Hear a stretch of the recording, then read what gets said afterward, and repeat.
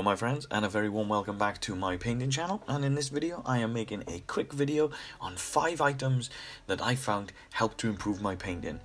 And in this video I'm hoping to pass on a little bit of that knowledge with you and give you a few of those items so that hopefully you can use them to improve your painting as well. And starting with part one of course has to be paints. Now I know paint might seem like a bit of a cop-out, and you'd say, why would you pick paint as something that helps to improve your painting?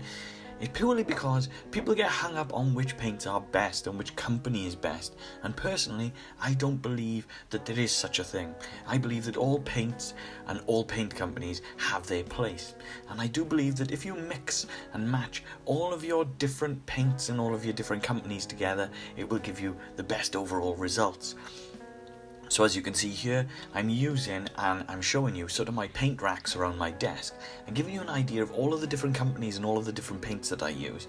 These range from Citadel, the most known, to Army Painter, the AK Interactive, Scale 75, Vallejo. I tend to try to mix and match all different paints because when I first started painting, a really good painter once said to me that you want to try and use all paints. It doesn't matter what company they are, and I fully believe in that, and I hope that that is something that I can pass on to you guys as well. So don't worry too much about different companies of paints because they're all equally great. Now part 2 is Flow Improver. Now Flow Improver might seem like, again, a little bit of a random one, but Flow Improver is a really good item to help to make your paint smoother. So it allows you to water down your paints but without using water. Now sometimes when you use water to thin your paints, if you've got a little bit of paint residue and things in your water, that can go into the paints that you're trying to thin. But also sometimes when you thin your paints using water, you can also gain a small white powdery residue on your models as well. And that's partly to do with some of the residue and residual paint that's left in your paint pot. So instead of using that, if you use something like a Flow Improver, and you always make sure that you use a separate and clean brush to mix this, you could alternatively put it into a dropper bottle. What you gain here is something that is completely see-through. It's got no color shift to it, no odor to it. So this is perfect. This makes your paint last a lot longer, and it keeps your paint flowing a lot more and a lot longer on your palette as well.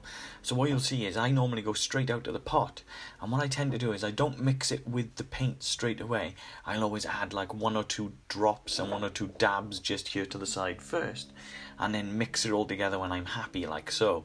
I won't put that paintbrush back in the pot there because I'd be tarnishing and ruining the paint, the Flow Improver pot with paint that goes in there. But you can see now just by me showing you just how quick and easily that allows the paint to flow and how smooth that transition can be. This is great for doing things like blending or painting lighter tones and highlights on top of your mid-tones and dark tones. So part 3 and item number 3 is magnifying glasses. Now magnifying glasses are a strange one because you don't have to be an old guy to use magnifying glasses. Don't get me wrong, I haven't got the best eyes in the world. Considering my job as a photographer is to take a look at things, my eyes are actually really bad. I technically only really have one eye that works properly because my other one is lazy. So I find magnifying glasses to be a great help. Now, the cool thing with magnifying glasses, as I'll show you, as I say, it's not just for the old guys. This allows you to really look at and zoom into parts of your model, which allows you to get a lot finer when you're painting. And the more fine you are when you're painting these little details, as you pull your model away and as you see your model a little bit higher and a little bit like further away on the table, it's gonna look that much sharper and that much cooler. So using these magnifying glasses is a fantastic way of making sure that you can pick out all of those details, but without straining your eyes and without giving yourself like a headache or things like that. These really do work great. Now these ones that I've picked up, these are just a cheap set off Amazon. I think they were about £15, and they come with 5 different magnification glasses on the front, and you can change all of those different ones. So you can zoom in closer and things like that depending on how far you need to go. So magnifying glasses are one of my top 5 items that I would definitely recommend to people to improve your painting. You don't have to be an old guy like me. So item number 4, and moving on to item number 4. Item number 4 is a bit of an odd one in a wet palette. Wet palettes are strange because some people feel that they are like a fad, or are they as good as they make out they are. And if you use them correctly, they can be a fantastic way to paint. But using them correctly sometimes is a little bit of a difficult thing to do when you first start using a wet palette. Now, pretty much a wet palette is just a sealed box with a sponge inside, so you can kind of make these yourself. I was lucky enough that someone actually gifted me this one, and it's a great little wet palette. You can see that I've had plenty of use out of it by the fact that it is quite well painted and well used. Now, something to remember when using a wet palette is with a wet palette they give you papers with them, so all the different companies provide the papers to go in there, but I wouldn't use the papers that are in there. The best tip I can give you is to just use some baking parchment, some anti-greaseproof paper, and just run that across, because this greaseproof paper stops the paint from drying in your wet palette, and that also helps with the water and the wet drops. See all these little droplets? I like keeping the droplets on my wet palette because you can mix your paint into those droplets, as you can see, and that helps to thin your paint down nice and smooth. Now, the great thing with a wet palette is, again, your paints last longer, so you're not wasting as much paint, but also they blend your paints quite smoothly onto miniatures as well. The cool thing with that is you can also use them to blend paints together on the palette. So if I put 2 different shades of blue on here for you, just to give you an idea and an example, once you mix those two together, once you mix those two separately, with a little bit of water, you can combine them together in the middle, just like so, and create a nice easy mid-tone with very, very, very minimal effort. You don't need to go out and buy these base coats, mid-tones, highlights. You can kind of create them yourself on the wet palette so quickly and easily, just like that. And it's a really, really cool way of working. So the wet palette fad sort of idea is a little bit lost on me because I think that's a great item. Item number 5 is the finish. So the overall finish that you need on your miniature. It's always good to have a great finish on your miniature. So once you've painted your model, you spent all that time and effort on your model, you've painted it to look as good as you want, and then you're thinking, oh, I need to play with this miniature, I need to use my hands, or my friends are going to come around and play with my miniatures, and then I need something that's going to protect them.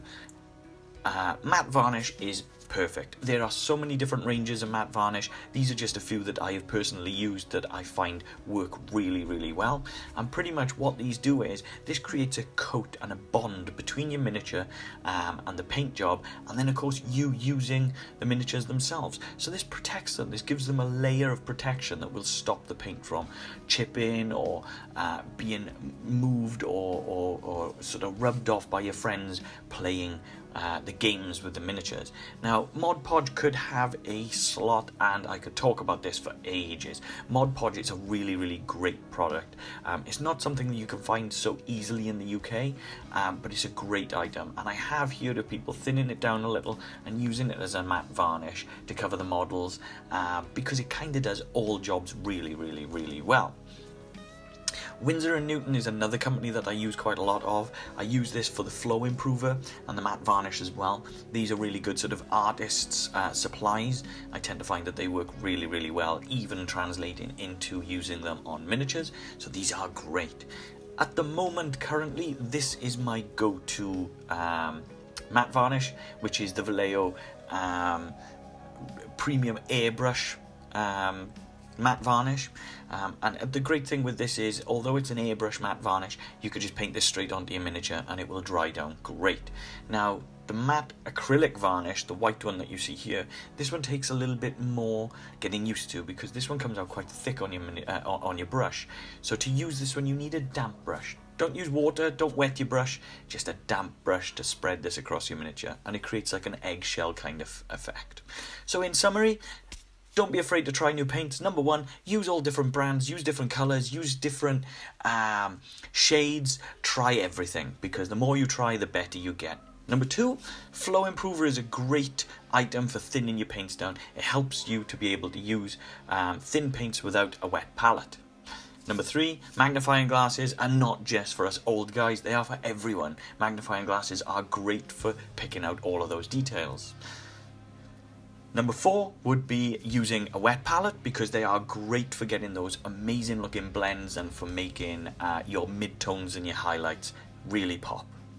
And lastly, number 5, matte varnish is the perfect way to finish your model. It's the perfect way to finish up and protect your miniature, even when you want to play the game.